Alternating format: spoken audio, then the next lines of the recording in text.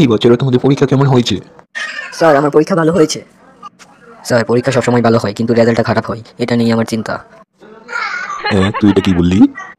এই মাকে গিয়ে কি বলবো আমরা যে পরীক্ষায় খারাপ করেছি? আরে গিয়ে বলে দিবি, মা আমি 100 থেকে 100 পেয়েছি, আর পরীক্ষার খাতার কাগজটা লুকিয়ে রাখবি। ঠিক আছে চল, পাশ এসে গেছে, আমরা চলে যাই।